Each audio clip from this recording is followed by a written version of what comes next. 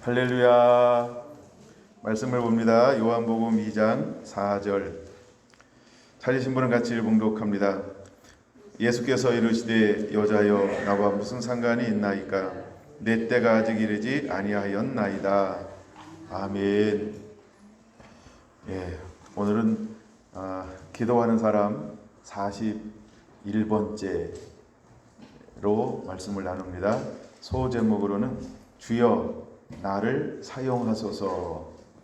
주여 나를 사용하소서. 우리 옆사람과 그렇게 한번 인사할까요?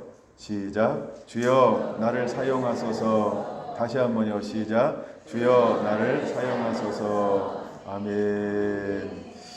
네, 오늘은 성령 강림절입니다. 요한복음 1장 1절을 보겠습니다. 태초에 말씀이 계시니라. 이 말씀이 하나님과 함께 계셨으니 이 말씀은 곧 하나님이시니라. 그가 태초에 하나님과 함께 계셨고 만물이 그로 말미암아 지은 바 되었으니 지은 것이 하나도 그가 없이는 된 것이 없느니라. 그 안에 생명이 있었으니 이 생명은 사람들의 빛이라. 빛이 어둠에 비치되 어둠이 깨닫지 못하더라. 하나님께로부터 보내심을 받은 사람이 있으니 그의 이름은 요한이라. 그가 증언하러 왔으니 곧 빛에 대하여 증언하고 모든 사람이 자기로 말미암아 믿게 하려 함이라. 그는 이 빛이 아니요 이 빛에 대하여 증언하러 온 자니라. 참빛 곧 세상에 와서 각 사람에게 비추는 빛이 있었나니 그가 세상에 계셨으며 세상은 그로 말미암아 지은 바 되었으되 세상이 그를 알지 못하였고 자기 땅에 오매 자기 백성이 영접하지 아니하였으나 영접하는 자 곧 그 이름을 믿는 자들에게는 하나님의 자녀가 되는 권세를 주셨으니 이는 혈통으로나 육정으로나 사람의 뜻으로 나지 아니하고 오직 하나님께로부터 난 자들이니라. 말씀이 육신이 되어 우리 가운데 거하심에 우리가 그의 영광을 보니 아버지의 독생자의 영광이요 은혜와 진리가 충만하더라. 요한이 이에 대하여 증언하여 외쳐 이르되 내가 전에 말하기를 내 뒤에 오시는 이가 나보다 앞선 것은 나보다 먼저 계심이라 한 것이 이 사람을 가리킴이라 하니라. 우리가 다 그의 충만한 데서 받으니 은혜 위에 은혜로라.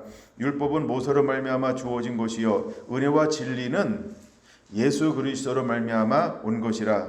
본래 하나님을 본 사람이 없으되 아버지 품 속에 있는 독생하신 하나님이 나타내셨느니라. 할렐루야. 말씀이 육신이 되어 우리 가운데 오신 분이 누구일까요? 바로 예수 그리스도이십니다. 예수님이 우리 가운데 오셨어요. 근데 영접하는 자 곧 그 이름을 믿는 자에게는 하나님의 자녀가 되는 권세를 주었습니다. 근데 세례 요한이 6개월 먼저 태어났거든요. 근데 그는 하나님의 영의 인도함을 받고 이렇게 고백합니다. 그는 나보다 먼저 계신 자요 라고 말합니다. 2장을 보겠습니다. 26절을 보겠습니다. 요한이 대답하되 나는 물로 세례를 베풀거니와 너희 가운데 너희가 알지 못하는 한 사람이 섰으니. 너희가 알지 못하는 한 사람 누구일까요? 예수 그리스도를 말합니다. 곧 내 뒤에 오시는 그이라. 나는 그의 신발끈을 풀기도 감당하지 못하겠노라 하더라. 그이라 누구를 말할까요? 예수 그리스도. 나는 그의 신발끈. 그는 누구일까요? 예수 그리스도. 이 일에 요한이 세례를 베풀던 곳 요단강 건너편 베다니에서 일어난 일이니라. 이튿날 요한이 예수께서 자기에게 나오심을 보고 이르되 보라 세상 죄를 지고 가는 하나님의 어린 양이로다. 예수님은 무엇을 지고 가는 분이실까요? 세상 죄를 지고 가는 하나님의 어린 양입니다. 30절 동일한 고백을 합니다. 내가 전에 말하기를 내 뒤에 오는 사람이 있는데 나보다 앞선 것은 그가 나보다 먼저 계심이라 한 것이 이 사람을 가리킴이라. 예수님이 세례 요한보다 먼저 되신 것을 그는 무엇으로 알았을까요? 영으로 아셨다는 거예요. 그럼 예수님이 하신 일이 어떤 일을 행하실까? 나도 그를 알지 못하였으나 내게 와서 물로 세례를 베푸는 것은 그를 이스라엘에 나타내려 함이라 하니라. 그 세례 요한의 목적이죠. 세례요한은 예수님을 나타내기 위해서 먼저 하나님이 보내셨다라고 하는 것입니다. 32절 요한이 또 증언하여 이르되 내가 보매 성령의 비둘같이 하늘로부터 내려와서 그 위에 머물렀더라. 아멘. 나도 그를 알지 못하였으나 나를 보내어 물로 세례를 베풀라 하신 그이가 나에게 말씀하시되 성령이 내려서 누구 위에든지 머무는 것을 보거든 그가 곧 성령으로 세례를 베푸는 이인 줄 알라 하셨기에. 할렐루야. 여러분 33절은 별표입니다. 성령 강림 주일 예수님께서 하시는 일이 어떤 사역을 하시냐 하면 그는 성령으로 세례를 베푸시는 분이라고 하는 것입니다. 그럼 여러분 우리가 누구를 만나야 될까요? 저와 여러분들은 예수님을 만나는 자가 되어야 할 줄로 믿습니다. 우리가 성령 세례를 받기 위해서 누구 안으로 들어가야 할까요? 예수 그리스도 안으로 들어가야 하는 것입니다. 왜냐하면 예수님은 이 땅에 오셔서 무슨 일을 하실 것이냐 하면 성령으로 세례를 베풀 것이기 때문에 그렇습니다. 아멘. 이제 그러므로 우리는 예수 안으로 들어가는 자가 되시기를 바랍니다. 여러분 우리가 이제 성령을 세례받기 위해서 어떻게 해야 할까? 3장 5절에서 8절을 보겠습니다. 예수께서 대답하시되 진실로 진실로 내게 이르노니 사람이 물과 성령으로 나지 아니하면 하나님 나라에 들어갈 수 없느니라. 그래서 우리가 물과 성령으로 나지 아니하면 하나님 나라에 들어갈 수 없습니다.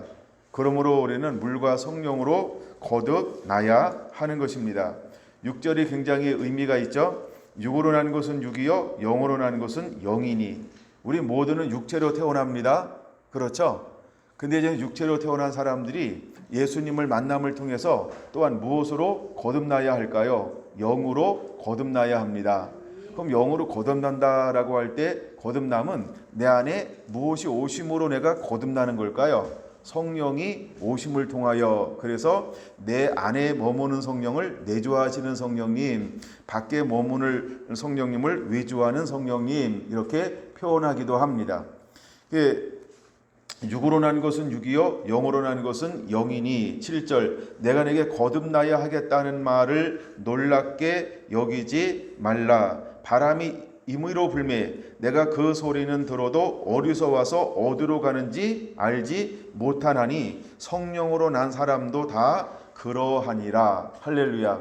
여러분 우리가 어떻게 성령으로 거듭나고 충만하고 또 성령의 운행하신 가운데 거하는가 우리가 알까요 모를까요?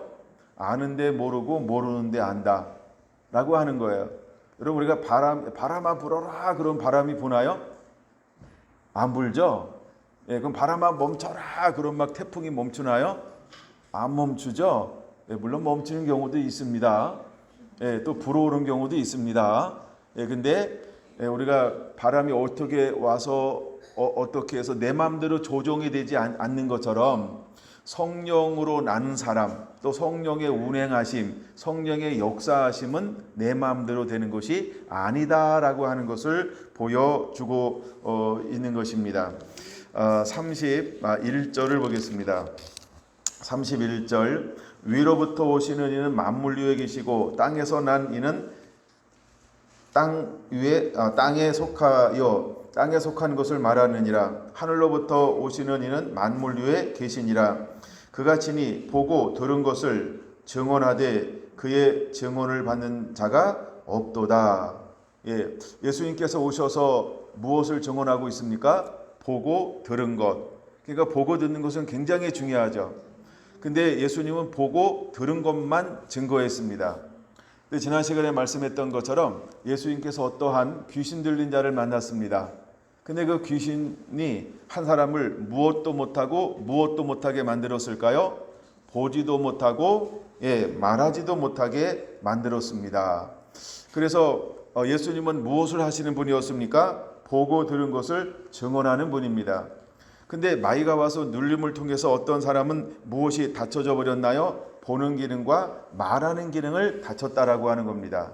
그럼 예수님께서는 보고 들은 것을 선포합니다. 그럼 우리가 보고 들은 것을 선포하기 위해서 우리에게 무엇이 필요하냐면 보는 눈이 필요하고 듣는 귀가 필요하고 말할 수 있는 입이 필요한 것입니다. 할렐루야.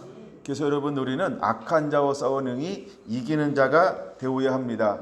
그리고 우리는 기도할 때 다만 악에서 구하옵소서, 이 기도가 우리에게 왜 필요한지를 다시 한번 깨닫게 되기를 바랍니다. 그래서 예수님은 사역할 때 어떤 걸 하셨냐 하면 친히 보고 친히 들은 것을 증언하되 라고 말하고 있습니다. 근데 더 놀라운 것은 이 증언을 받는 자가 없다는 겁니다. 그럼 왜 이 증언을 받는 자가 없을까요? 수많은 사람들이 아직도 육에 난 상태에 머무는 거죠. 그리고 영으로 나야 되는데 어떤 상태에 머물러 있었다? 육으로 난 상태에 머물러 있다라고 하는 걸 여기 단적으로 보여주고 있는 것입니다. 그래서 수많은 사람들이 그의 증언을 받는 자가 없도다라고 하는 것입니다. 그러니까 복음을 들어도 들을 수 있는 귀가 없다는 겁니다. 깨달을 수 있는 마음이 없다는 것입니다. 볼 수 있는 눈이 아직 주어지지 않았다라고 하는 것입니다. 자, 그런데 33절, 그의 증언을 받는 자는 하나님이 참되시다는 것을 인쳤느니라. 그러면 증언을 받지 못하는 자도 있고 증언을 받는 자도 있다라고 하는 구분을 하고 있지요. 그럼 이제 오늘 우리가 성령 강림절 예배를 드리면서 우리 안에 어떤 은혜가 임하기를 우리는 사모해야 할까요? 그렇죠? 하나님의 음성이 들려지는 은혜, 아멘. 이 복음이 깨달아지는 은혜, 예, 그래서 이것을 볼 수 있고 들을 수 있고 깨달을 수 있는 은혜가 우리에게 주어져야 할 줄로 믿습니다. 그러면 우리는 이것을 간절히 사모하고 원하는 자가 되어야 하는 것입니다. 우리가 똑같은 자리에 앉아서 똑같은 말씀을 듣는다고 해서 다 깨닫느냐, 다 보느냐, 그것이 아니라고 하는 것이죠. 그래서 제가 은혜 나눔을 하는데 은혜 나눔은 굉장히 중요한 겁니다. 은혜 나눔은 굉장히 중요한 이유가 무엇이냐 하면 무엇을 듣고 무엇을 깨닫고 무엇을 이해했는가, 이것을 점검하는 것이고, 점검하는 게 중요한 게 아니고 점검의 목적이 있는 게 아니고 이것을 얼마나 깨닫게 되었는가, 그래서 어떻게 도와줄까, 이런 부분들을 하기 위해서 나누는 것입니다. 그 다음에 나 혼자 들을 때는 내가 미처 놓쳐버린 것들이 있어요. 그러나 나눔을 하다 보면 어떤 부분들이 더 많이 기억나고 생각나죠? 나는 저런 걸 놓쳤는데 저걸 잡았네. 아, 그래, 맞아 하면서 그것도 내가 믿음으로 취하게 됩니다. 그래서 여러분, 우리는 서로 나눔을 통해서 어떤 현상이 일어나냐 하면 보고 듣고 깨닫는 것에 도움을 받을 수 있다라고 하는 것입니다. 그래서 여러분들이 나눔을 반드시 해야 하는 것입니다. 34절 굉장히 중요하죠. 하나님이 보내신 이는 하나님의 말씀을 하나니 이는 하나님의 성령을 한량없이 주심이니라. 하나님이 보냄받은 자는 반드시 무엇을 하게 되어져 있을까요? 하나님의 말씀을 하게 되어져 있습니다. 그러면 32절, 그가 친히 보고 들은 것을 증언하되 라고 할 때 그가는 예수님을 말하죠. 그럼 예수님은 하나님의 보내심 받은 자입니까? 스스로 온 자입니까? 그렇죠. 하나님의 보냄받은 자라고 하는 겁니다. 그러니까 하나님께서 예수님에게 무엇을 부어줄까요? 하나님의 말씀을 부어줍니다. 근데 그 말씀을 하게 하는데 말씀을 하게 하시는 분은 어떤 분일까요? 34절 이렇게 말합니다. 이는 하나님이 성령을 한량없이 주심이니라. 그러니까 우리가 성령의 충만함을 받음으로 인해서 무엇을 할 수 있을까요? 하나님이 보내신 자는 하나님의 말씀을 하나니, 할렐루야. 하나님의 말씀을 풀어놓을 수 있는 것은 한량없는 하나님의 성령이 내 안에 머금을 통하여서 말씀을 나눌 수 있다는 겁니다. 나중에 볼 겁니다만 그는 진리의 영입니다. 그래서 그는 하나님의 품속에 있는 분입니다. 그래서 모든 것들을 우리에게 알려주실 수 있는 분이 성령 하나님이신 것입니다. 그러므로 우리는 성령으로 충만해야 할 줄로 믿습니다. 여러분, 성령을 사모하시기를 바랍니다. 성령을 사모하시기 바랍니다. 그리고 성령님을 향해서 마음의 문을 여시기를 바랍니다. 그리고 이렇게 외쳐야 합니다. 성령님 오시옵소서라고 말입니다. 우리 한번 3번만 이렇게 내 안에 한번 초대해 볼까요? 시작. 성령님 오시옵소서. 성령님 오시옵소서. 성령님 오시옵소서. 할렐루야. 여러분, 성령님은요 우리가 초대하는 걸 굉장히 좋아하세요. 성령님은 우리가 초대하는 걸 굉장히 좋아합니다. 예수님께서 문을 두드릴 때 우리가 열지 아니하면 인격적이신 분이기 때문에 들어올 수 없는 것처럼, 그래서 우리가 들어오세요라고 내 마음의 문을 열 때 내 안에 들어와서 나를 다스려 주셔서 그는 내 안에 나는 그 안에 머물을 통해서 서로 하나님의 말씀을 양식을 먹고 마실 수 있는 것처럼, 성령님도 내가 성령님 환영합니다, 성령님 오세요 라고 내 안에 마음의 문을 열고 초대할 때 굉장히 좋아하십니다. 할렐루야. 그러므로 여기 계신 대부분의 사람들은 성령님을 초대하셔야 할 것입니다.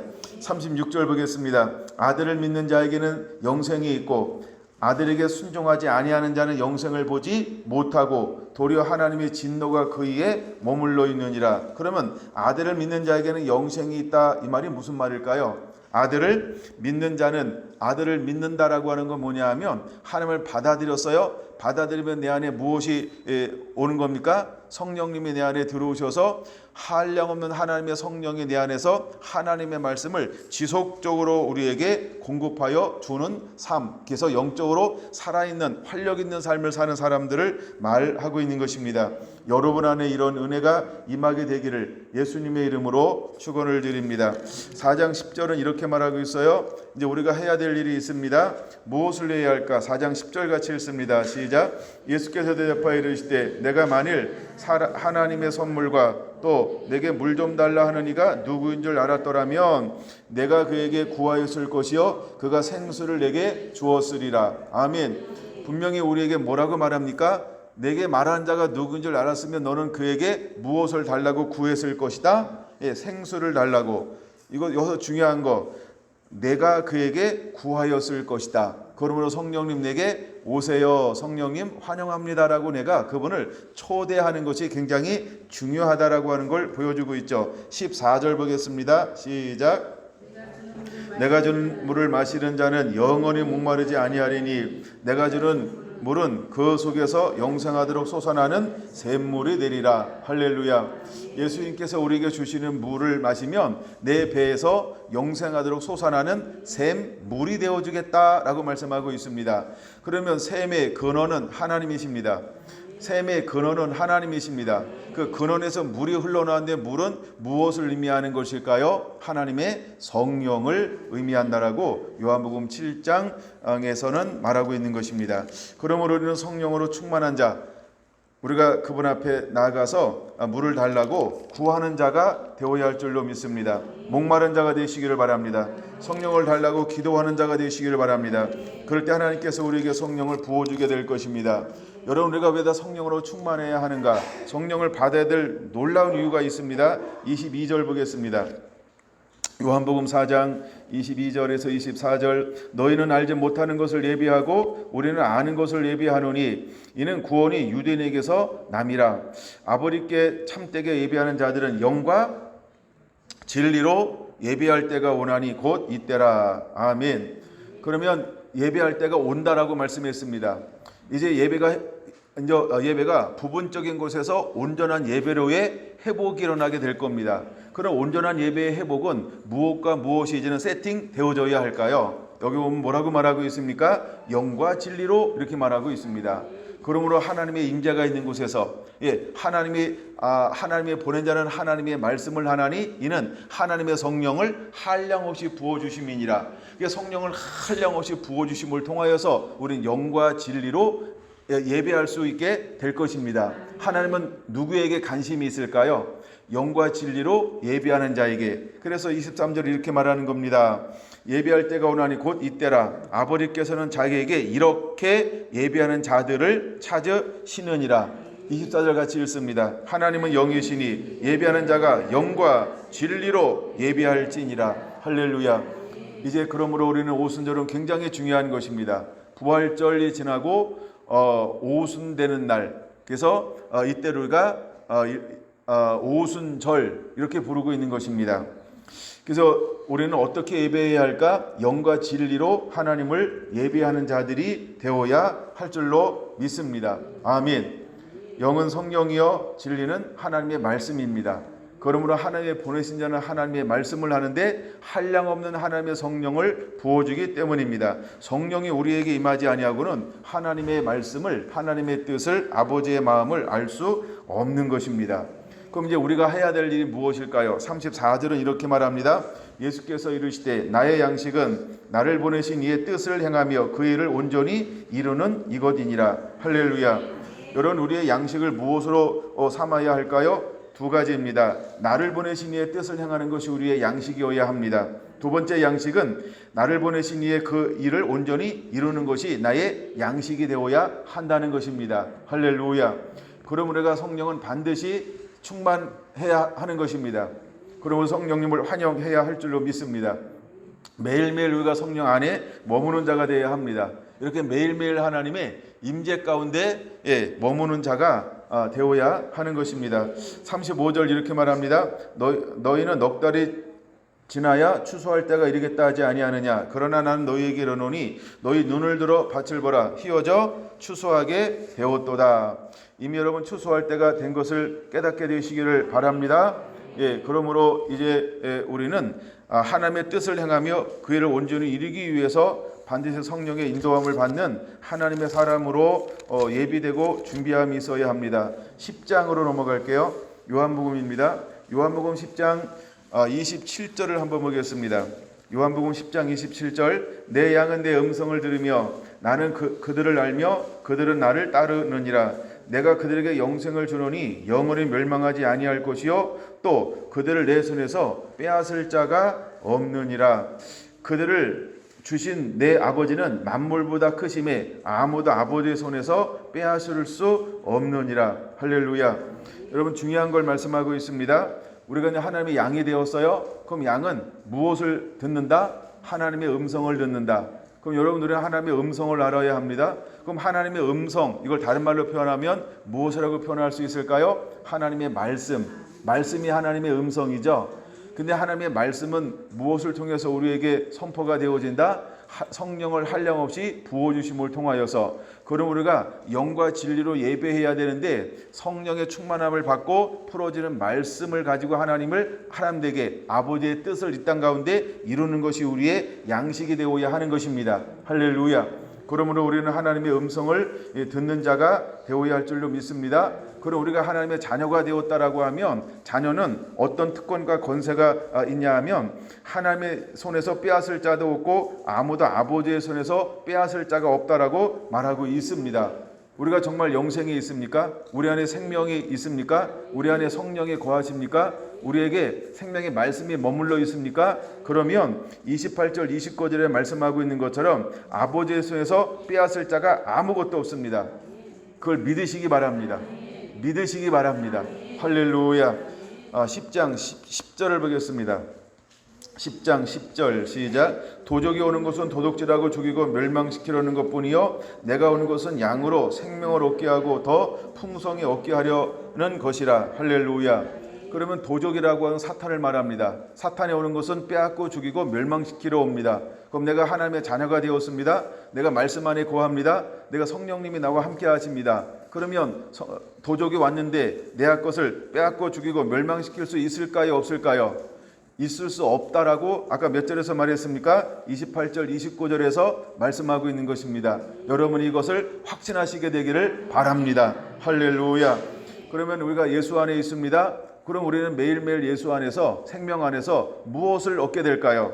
무엇을 얻게 될까요? 10절 하반절 뭐라고 말합니까? 내가 오는 것은 양으로 생명을 얻게 하고 더 풍성히 얻게 하려 함이라. 아멘. 하나님께서 우리에게 부르심의 목적과 창조의 목적이 있는데 그것이 온전히 우리 안에 이루어지게 될 것이다 라고 하는 것을 말해주고 있습니다. 14장으로 봅니다.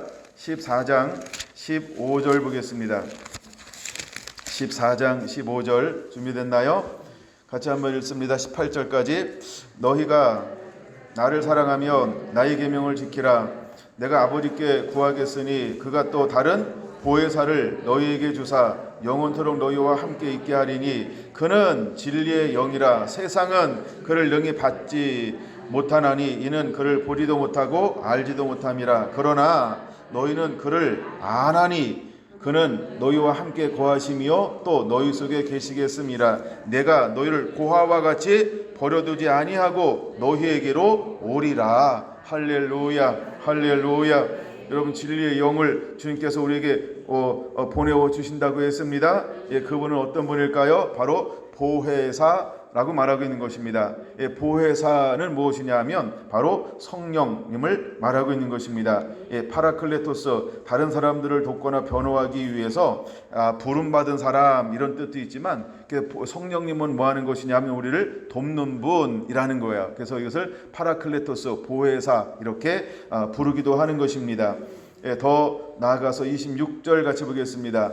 26절 시작. 보혜사 곧 아버지께서 내 이름으로 보내실 성령, 그가 너희에게 모든 것을 가르치시고 내가 너희에게 말한 모든 것을 생각나게 하시리라. 할렐루야. 3장 34절의 말씀이 그대로 이루어지는 것이죠. 보혜사 성령이 오시면 하나님의 보내신 하나님의 말씀을 하나니 이는 성령을 한량없이 부어 주심이니라가 실제로 이루어지는데, 그 성령님을 무슨 성령님이라고 부를 수 있을까요? 파라클레토스, 그렇죠? 보혜사라고 부르는 거예요. 그래서 그분이 우리에게 한량없는 성령의 능력을 끊임없이 부어주심을 통해서 모든 것을 가르치고 또 모든 하나님의 말씀을 생각나게 하실 것이다 라고 하는 것입니다. 여러분, 우리 안에 이런 은혜가 임하게 될 것입니다. 그러므로 우리는 성령님을 사모하는 자가 되어야 합니다. 15장 26절 보겠습니다. 15장 26절. 내가 아버지께로부터 너희에게 보낼 보혜사 곧 아버지께로부터 나오시는 진리의 성령이 오실 때 그가 나를 증언하실 것이요. 할렐루야. 예, 증언한다. 앞부분에도 계속해서 증언하여라고 이렇게 이야기합니다. 근데 첫째는 누가 먼저 증언했냐 하면 세례 요한이 증언했어요. 두 번째는 누굴 증언합니까? 예수님이 하나님을 증언하는 것입니다. 그럼 이제 우리가 누구를 증언하는 자가 되어야 할까요? 하나님의 자녀된 저와 여러분들이 예수 그리스도를 증언하는 자가 되어야 할 줄로 믿습니다. 근데 이 증언은 무엇을 받음으로 증언할 수 있을까요? 진리의 성령이 오시면. 할렐루야. 보혜사, 26절 보혜사 곧 아버지께로부터 나오시는 진리의 성령이 오실 때. 할렐루야. 그러므로 우리는 보혜사로 충만해야 합니다. 진리의 영으로 충만해야 합니다. 그러므로 매 순간마다 우리는 의지적으로 결단해야 합니다. 성령이여 내 안에 임하시옵소서라고 말입니다. 여러분, 성령님을 초대하시게 되기를 바랍니다. 16장 7절 보겠습니다. 16장 7절.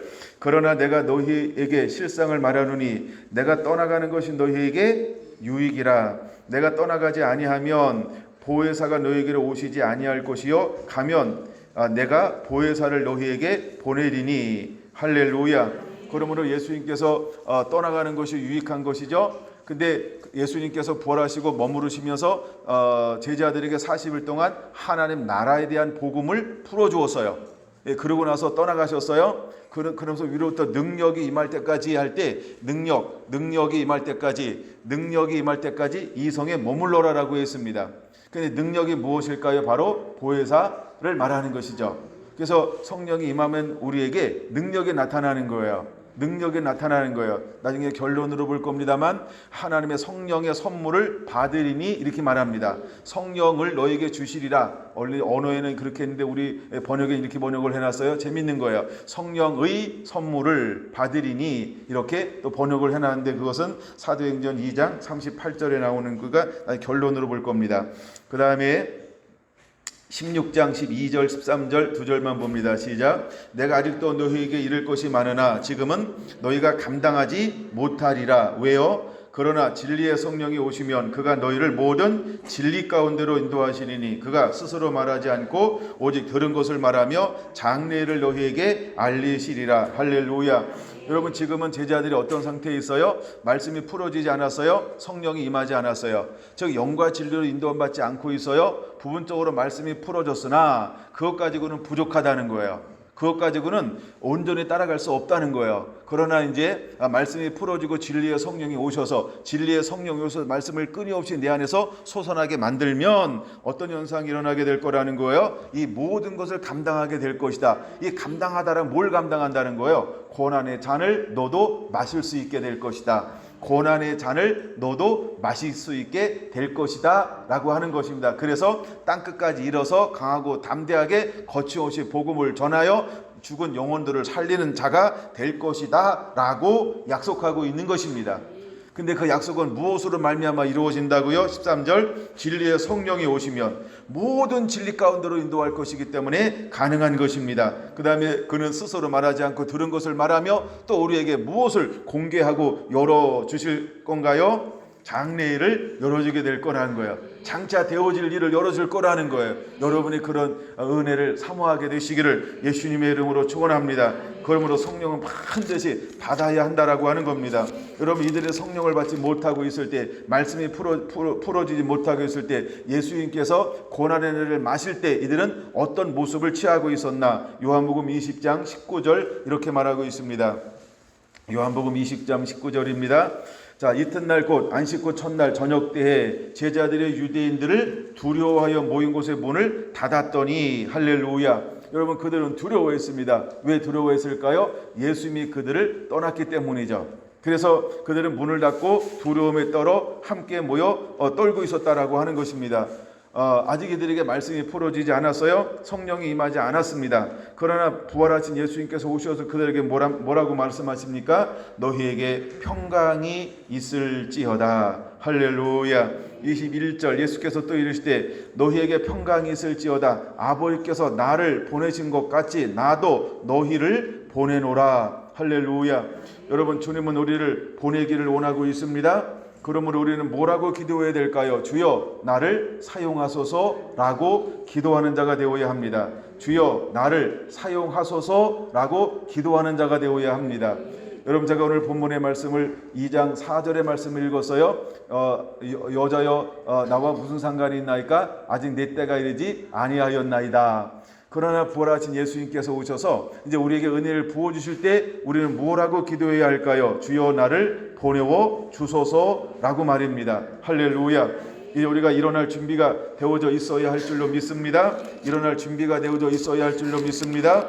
사도행전 1장으로 넘어갑니다. 사도행전 1장 3절 봅니다. 그가 고난받으신 후에 또 그들에게 확실히 많은 증거로 친히 살아계심을 나타내사 40일 동안 그들에게 보이시며 하나님의 나라의 일을 말씀하시니라. 할렐루야. 40일 동안 하신 일이 무엇이라고요? 하나님의 나라의 일을 자세하게 마음의 문을 열어 말씀을 풀어 주었다라고 하는 것입니다. 예, 그러면서 그분이 하시는 말씀이 8절 같이 읽습니다. 시작. 오직 성령이 너희에게 임하시며 너희가 권능을 받고 예루살렘과 온 유대와 사마리아와 땅까지 이르러 내 증인이 되리라 하시니라. 아멘. 여러분 우리가 이제 이 사명을 받은 자인 것입니다. 근데 이 사명을 감당할 사람은 어떤 사람이 이 사명을 감당할 수 있을까요? 위로부터 성령이 임한 사람, 성령을 받아야만 이 사명을 감당할 수 있다는 것입니다. 여러분 이 사명을 감당하기 위해서 반드시 우리는 위로부터 내려오는 성령으로 충만한 자가 되어야 할 줄로 믿습니다. 근데 이 성령을 받기 위해서 제자들은 끊임없이 했던 것이 있습니다. 무엇을 했을까? 14절 보겠습니다. 여자들과 예수의 어머니 마리아와 예수의 아우들도 더불어 마음을 같이하여 오로지 기도에 힘쓰더라. 할렐루야. 그건 여러분 우리가 해야 될 일이 있습니다. 여러분 성령 충만을 더 받기를 원합니까? 그럼 우리가 해야 될 일이 있습니다. 더불어 마음을 같이하여 오로지 기도에 힘쓰므로 하나님 앞에 머무름이 필요하다라고 하는 것입니다. 여러분들이 머무르게 되기를 예수님의 이름으로 축원합니다. 머무르게 되기를 예수님의 이름으로 축원합니다. 머무르게 되기를 예수님의 이름으로 축원합니다. 그래서 이제 우리가 6월 달에 시작되면 제가 하려고 하는 것이 있는데 이제 우리가 예배가 없는 날은 그냥 자유롭게 할 겁니다만 6월 1일부터 밤 9시에 모여서 그냥 1시간 동안 저랑 같이 기도하는 시간들을 가질 거예요. 그래서 여러분들이 원하시는 분은 그냥 1시간 하는데 하여간 1시간 기준으로 할 겁니다. 예, 그래서 매일 모여서 언제까지 맥주절까지 이렇게 한 달 동안 모여서 함께 그렇게 기도를 하기를 원합니다. 예, 그 기도를 하기를 원하는 이유는 14절 때문에 그렇습니다. 더불어 마음을 같이하여 오로지 기도에 힘쓰더라. 할렐루야. 예, 우리가 이제 코로나로 많이 모일 수 없잖아요.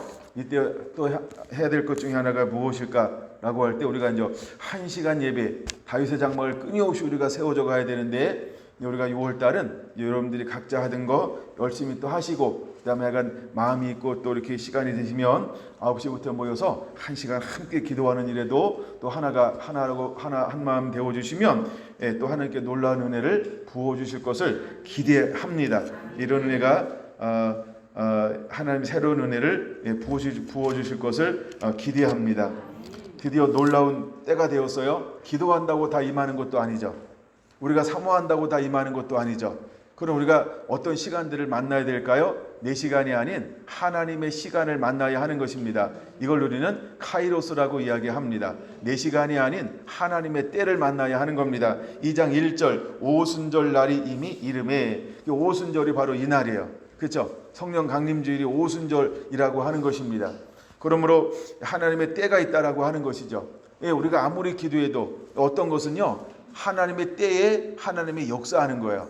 어떤 거는 하나님의 때가 정해지지 않은 것은, 때가 정해지지 않았으니까 기도가 상달되어지면 응답이 옵니다.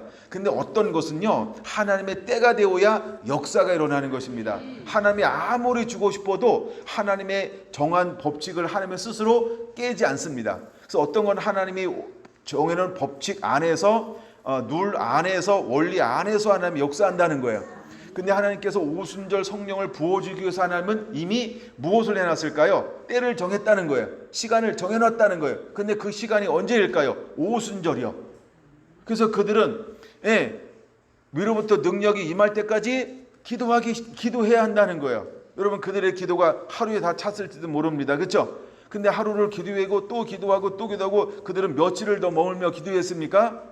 오로지 기도하기 전에 힘쓴 날이 며칠이에요? 열흘 동안 기도했다는 겁니다. 왜냐하면 부활하시고 40일 동안 말씀 풀어주었죠. 그리고 50일째 되는 오순절날 성령이 임했죠. 그럼 며칠이 남아요? 열흘이 남죠. 그러니까 우리가 기도의 분량을 채우는 것이 어떤 건 필요한데, 어떤 것은 기도하면서 말씀을 붙잡고 하나님의 약속이 이루어지기를 하나님의 때까지 지치지 않고 인내함으로 믿음으로 돌파하는 것이 필요하다는 것입니다. 할렐루야. 그러므로 여러분 안에 두 가지 원리가 있는데 이 두 가지 원리를 다 붙잡는 자가 되어야 합니다. 근데 오순절 날은 어떤 날이냐면 때가 있는 날이라는 것입니다. 하며 성령을 부어주는데 이 성령은 아무 때나 부어주는 것이 아니고 시작하는 때, 하나님이 시작하는 때를 정해놓으셨어요. 그 때가 언제라고요? 바로 오순절이라는 것입니다. 그래서 오늘 우리가 무엇을 기념하는 거냐 하면 그 하나님의 때, 성령을 이 땅 가운데 부어서 교회를 탄생시킨 그 날, 이 날이 바로 오순절이라는 겁니다. 근데 제자들은 하나님의 약속의 말씀을 붙잡고 그날까지 지치지 않고 기도함으로 하나님 앞에 전력했다라고 하는 겁니다. 드디어 2장 1절 오순절 날이 이미 이름에 그들이 다 같이 한 곳에 모였더니 호련히 하늘로부터 급하고 강한 바람 같은 소리가 있어 그들이 앉은 온 집에 가득하며 마치 불의 혀같이 갈라지는 것들이 그들에게 보여 각 사람 위에 하나씩 임하여 있더니 그들이 다 성령의 충만함을 받고 성령의 말하게 하심을 따라 다른 언어들로 말하기를 시작하니라. 할렐루야. 여러분, 이것은 우리가 임의로 하는 것이 아닙니다. 하나님의 때에 그 말씀을 붙잡고 그래서 간절히 사모하며 순종하여 기다리는 그들에게 하나님의 놀라운 그 은혜를 부어주는 것입니다. 여러분, 예루살렘에 있다고 다 받은 것 아닙니다. 시온산에 있다고 받는 것도 아닙니다. 무엇을 해야 할까요? 약속의 말씀을 붙잡고 그것을 받기 위하여 그것을 청구하기 시작할 때 그 사람에게 하나님께서 오순절에 성령을 부어 주었다는 겁니다. 마가드락방에 모여서 말씀으로 하나가 되어서 한마음이 되어서 약속한 것을 기다리는 그에게 하나님의 성령을 부어 주었다는 것입니다. 그러므로 여러분, 우리도 약속의 말씀을 붙잡고 하나님이 원하시는 그곳에 머물러 그 주실 것을 사모하는 자가 되어야 할 줄로 믿습니다. 할렐루야. 이 은혜가 여러분의 은혜가 되기를 예수님의 이름으로 축원합니다. 26장으로 넘어갑니다. 26장, 하나님께서 한 사람을 다메섹 도상에서 불렀습니다. 그리고 하나님은 그를 통하여 무엇을 하기를 원하셨을까? 17절 18절 시작. 이스라엘과 이방인들에게서 내가 너를 구원하여 그들에게 보내어 그들의 눈을 뜨게 하여 어둠에서 빛으로 사단의 권세에서 하나님께로 돌아오게 하고 제사함과 나를 믿어 거룩하게 된 무리 가운데서 기업을 얻게 하리라 하더니 할렐루야. 여러분, 하나님께서는 저와 여러분들을 통해서 이 사역을 지금도 하기를 원하고 있는 것입니다. 이것은 사도 바울의 부르심이고 사명입니다. 더 나아가 이것은 바로 저와 여러분들을 향한 아버지의 뜻이기도 하다라고 하는 것입니다. 이제 하나님은 우리를 이스라엘과 이방인으로 구원하기 위해서 우리를 보내기를 원합니다. 그래서 열방으로 나아가 수많은 사람의 눈을 뜨게 하는 것입니다. 여러분, 눈을 뜨게 한다는 거예요. 눈을 뜨게 한다라고는 두 가지 의미가 있다라고 깨달아야 됩니다. 하나는 뭡니까? 보고 듣는다 이 말입니다. 보고 듣는다라고 하는 겁니다. 이게 눈을 뜨게 하여 라고 하는 것입니다. 이 영혼의 눈이 열려야 합니다. 귀가 열려야 할 줄로 믿습니다. 할렐루야. 그래서 눈을 뜨게 하여 어둠에서 빛으로 사탄의 권세에서 하나님께로 제사함과 예수 그리스도를 믿어 거룩하게 된 무리 가운데서 하늘의 영원한 기업을 누리게 하기 위하여 이제 하나님의 저와 여러분들을 파송할 것입니다. 그럼 파송하기 전에 하나님은 사람들을 찾습니다. 이제 우리가 하나님의 찾는 사람으로 일어나야 할 줄로 믿습니다. 여러분, 그렇게 붙들린 자가 되기를 예수님의 이름으로 축원합니다. 그러므로 위아둥둥 우리는 반드시 성령의 충만함을 받아야 합니다. 성령의 인도함을 받는 자가 되어야 할 줄로 믿습니다. 여러분, 우리 모두에게 은혜가 임하게 되기를 원합니다. 28장 23절입니다.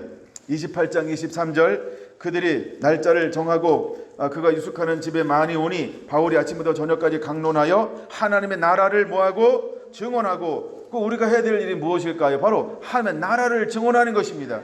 예수님께서 40일 동안 제자들에게 무엇을 풀어주었습니까? 하나님의 나라. 그럼 제자들은 무엇을 하는 자가 되었습니까? 한 나라를 증언하는 자. 사도 바울도 무엇을 증언하는 자가 되었습니까? 하나님의 나라. 할렐루야.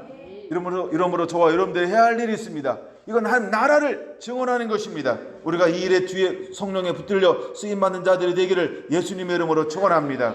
그런데 24절, 우리가 나가서 증거할 때 두 종류의 사람이 있을 것입니다. 그의 말을 믿는 자도 있고 믿지 아니하는 사람도 있을 것입니다. 우리가 믿는 사람도 있고 믿지 않는 사람도 있을 것입니다. 이거는 그냥 거러를 해야 합니다. 예수님 때도 그랬습니다. 사도 바울도 그랬습니다. 제자들도 그랬습니다. 오늘날도 그럴 것입니다. 그러나 하나님께서 오늘 우리에게 무엇을 풀어준다고 말하고 있습니까? 너는 안약을 사서 눈에 발라 보게 하라 라고 말씀했습니다. 또한 특별히 하나님께서 우리에게 그런 감동을 주었어요. 또 하나 저에게 주셨던 은혜 중에 하나가 무엇이냐 하면 이제 안약을 유통시키는 자가 되라 라고 말씀했습니다. 그럼 이걸 나누어 줄 수 있다는 겁니다. 이걸 풀어놓을 수 있다는 것입니다. 이제 듣기를 원하는 갈망이 있는 사람, 생명에 대한 소망이 있는 수많은 사람들에게 복음을 증거하기 시작할 때 그들의 눈을 뜨게 할 수 있다는 것입니다. 눈을 뜨게 할 수 있다는 것입니다. 여러분, 이것을 믿으시기 바랍니다. 하나님이 이런 사람들을 찾습니다. 눈을 뜨게 할 사람을 찾고 있습니다. 한 사람을 다메섹에서 불렀던 것처럼 오늘날 수많은 눈을 뜨게 하는 하나님의 사역자들이 일어나야 할 줄로 믿습니다.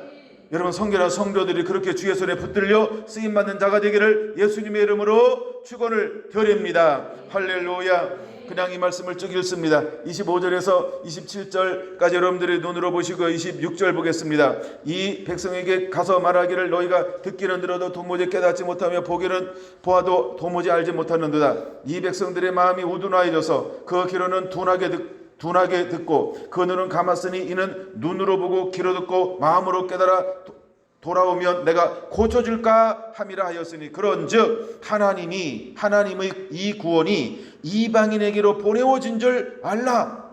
그들은 그것을 들으리라 하더라. 굉장히 놀라운 말씀이 있습니다. 여러분, 25절 6절 7절은 누구를 향한 말씀입니까? 유대인들을 향한 말씀이었습니다. 유대인을 향한 말씀이었어요. 근데 그런즉 28절 하나님의 이 구원이 이방인에게로 보내어진 줄 알라. 그들은 그것을 들으리라 하더라. 할렐루야. 여러분, 반드시 듣는 자가 있을 것입니다. 듣는 도시가 있을 거예요. 듣는 교회가 있을 거예요. 듣는 사람이 있을 거예요. 안 듣는다, 못 깨닫는다, 핍박한다, 두려워하지 말고 여러분 먼지를 떨어버리고 가세요. 성령의 감동하는 대로 가세요. 반드시 들을 자가 준비되어져 있습니다. 추수되어져야 할 사람들이 있다라고 하는 것입니다. 그러므로 여러분들은 지치지 않고 멈추지 않고 31절에 말하고 있는 것처럼 담대하게 거침없이 이 복음을 전하는 자가 되어야 할 줄로 믿습니다. 그러면서 31절 같이 읽어볼까요? 시작. 하나님의 나라를 전파하며 주 예수 그리스도를 모든 것을 담대하게 거침없이 가르치더라. 할렐루야. 바로 들을 자가 있기 때문에 여러분 우리는 담대하게 거침없이 이것을 전하는 자가 되어야 할 줄로 믿습니다. 이제 마지막 결론으로 2장으로 넘어옵니다. 사도행전 2장입니다. 사도행전 2장 37절 38절을 보겠습니다. 시작. 그들이 이 말을 듣고 그러면 제자들이 어떻게 증거했을까요? 거침없이 담대하게. 할렐루야, 할렐루야. 우리가 거침없이 담대하게 증거할 때 어떤 역사가 일어날까? 누가 일하실까? 하나님이 일하실 것입니다. 예수님이 일하실 것입니다. 성령님이 일하실 것입니다. 여러분 그것을 믿으시기 바랍니다. 내가 하는 건 아닙니다. 달아나게 하시려면 오직 예수 그리스도이신 것을 믿으시기 바랍니다. 그러면 우리는 강하고 담대하게 선포하면 됩니다. 가르치면 됩니다. 풀어놓는 자가 되시면 됩니다. 주님이 일하실 것입니다. 그러면 우리는 이 말씀을 듣고 마음에 찔려 베드로와 다른 사도에게 물어 이르되 형제들아 우리가 어찌할꼬 하거늘. 그러면 여기 놀라운 법칙이 하나 있다는 겁니다. 세 가지가 주어지는 거예요. 첫째, 너희가 회개하여. 첫째, 무엇이 필요하다고요? 회개가 필요한 겁니다. 회개는 뭘까요? 마음을 바꾸는 겁니다. 생각을 바꾸는 것입니다. 여러분 마음을 바꾸시기 바랍니다. 생각을 바꾸시기 바랍니다. 여러분 생각을 바꾸시기 바랍니다. 마음을 바꾸시기 바랍니다. 할렐루야. 두 번째, 무엇을 해야 할까요? 세례를 받는 것입니다. 내가 죽고 내 안에 예수님이 사는 것입니다.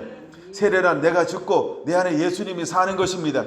여러분 마음과 생각을 바꾸고 그리고 나와서 여러분 이제 나를 죽이시기 바랍니다. 그리고 내 안에 예수가 살 수 있도록 초청하시기 바랍니다. 그리고 세 번째, 죄사함을 받게 되시기 바랍니다. 이 죄사함을 받으라고 하는 말이 무슨 말과 똑같냐 하면 내 죄를 사하여 주시오. 우리가 우리 죄를 사하여 준 것 같이 내 죄를 사하여 주옵소서라고 하는 마태복음 6장 12절의 죄사함과 똑같은 단어라는 거예요. 이게 언어로는 아페신이라는 거예요. 아페신, 아페신이라는 말이에요. 그러니까 상업적인 용어예요. 빚을 탕감하다, 빚을 면제하다, 그런 용어랑 똑같다는 거예요. 사함이라고 하는 용어가. 그러므로 세 번째는 뭐냐 하면 죄 사함을 받아야 한다는 것입니다. 할렐루야. 자, 첫째가 뭐라고요? 회개해야 한다는 거예요. 둘째가 뭐라고요? 세례를 받는 거예요. 그 셋째가 뭐라고요? 죄 사함을 받는 거예요. 그리하면 하나님께서 누구도 예외가 없이 전부 받는 게 있습니다. 무엇을 받을까요? 성령의 선물을, 이렇게 번역을 했죠. 성령의 선물을 이렇게 말했죠. 그다음에 그 밑에 쭉 따라가면 뭐라고 했어요? 성령을 선물로, 이렇게 말했죠. 그러니까 성령을 선물로 받으리라 이거예요. 제가 언어를 찾아봤어요. 그 성령을 선물로 받으리라 이겁니다. 헬라어 언어에는 성령을 선물로 받으리라는 겁니다. 그럼 성령을 선물로 받는다라고 하는 것은 성령이 임하시면 성령에 있는 뭐가 우리에게 다 풀어진다는 거예요. 모든 은사, 모든 능력. 할렐루야. 그래서 사도행전 10장 38절에 말하고 있는 것처럼 하나님의 나사렛 예수에게 성령과 능력을 기름 붓듯 하셨음에 두루 다니며 마귀에게 눌린 모든 사람들 다 고쳤어요. 병든들을 다 고쳤어요. 이는 하나님이 함께 하심이니라. 오늘 오순절을 기념하며 예배하는 우리 사랑하는 성도나 성도 한 분 한 분들에게 이 은혜가 그대로 임하게 되기를 예수님의 이름으로 축원을 드립니다. 그러므로 성령을 선물로 받아 이제 일어나 빛을 발하는 자가 되기를 예수님의 이름으로 축원합니다. 아멘.